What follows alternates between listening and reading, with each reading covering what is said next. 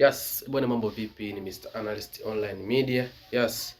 Bwana leo ni 2 April ambapo ndo kulikuwa na usikilizwaji wa kesi baina ya Simba Sports Club wakiwalalamikia Damaro pamoja na klabu ya Dar es Salaam Africans kuhusiana na mchezaji huyo kutumika na kinyume na kanuni na sheria za bodi ya ligi juu ya uhamisho wa mchezaji kuhusiana na sheria za kiuchezaji. Yes.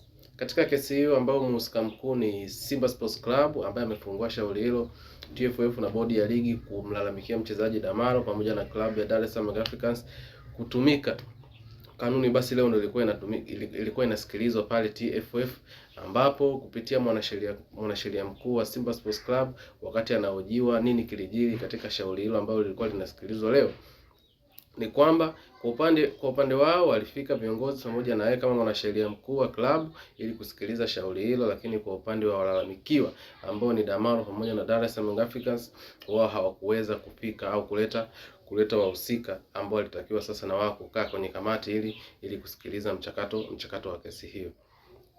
Lakini kubwa zaidi ni pale ambapo waandishi wa habari walijaribu kuhoji kwa nini wahusika wakuu wa kesi hiyo wamekuwa ni Damaro pamoja na Young Africans na kumuondoa Singida Black Stars ambaye ndiye mmiliki wa mchezaji Mohamed Damaro. Ikumbuke kuwa Damaro yupo klabu ya Yanga kwa mkopo, ambapo ametoka kunako klabu ya Singida Big Stars.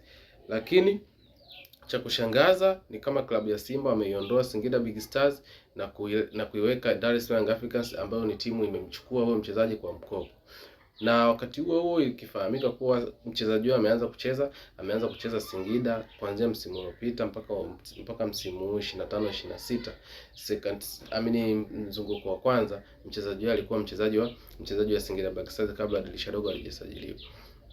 Lakini baada ya kuulizwa maswali hayo, mwanasheria wa Simba hakuwa na majibu ya kujitosheleza, lakini kubwa alilosisitiza yeye ni kuwa uongozi wa Yanga pamoja na mchezaji hawakuhudhuria kikao hicho, kwa hiyo wanasubiri maamuzi ya bodi wataamua nini, na wako tayari kupokea maamuzi yao, na bahati nzuri kuwa mlango wa kuendelea na kesi hiyo katika mahakama za juu za kimichezo upo wazi. Kwa hiyo total inaonekana katika hili Simba hawatokubali, ikitokea wamepigwa chini means wataenda tena juu kabisa kufuatilia sheria na kuamini katika haki yao wapi itapatikana.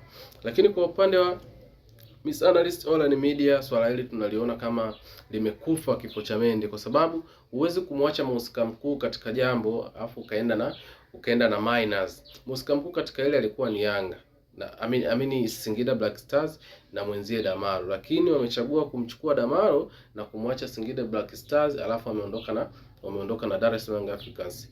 Kwa hiyo tayari hapa tunaona kabisa ni vita za kimaendeleo ambazo zinapigwa, ambapo sasa Simba anaamini katika swala hili, katika zile mechi ambazo Yanga wamemtumia Damaro anaweza kukatwa point ili wao wawe on top na kuweza kupata nafasi hata ya kuchukua ubingwa wa ligi kuu Tanzania bara, kitu ambacho kwangu mimi ninakiona ni kigumu, hasa pale ambapo wameanza kuruka step.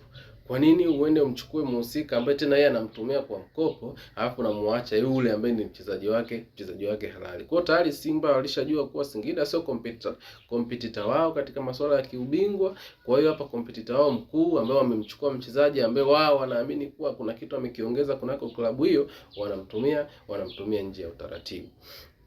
Yes, hiyo ndio ilikuwa swala ambalo linamhusisha Damaro, Simba pamoja na Young Africans ambalo lilikuwa linasikilizwa leo pale TFF na bodi ya ligi. Bwana ni Mr. Analyst Online Media.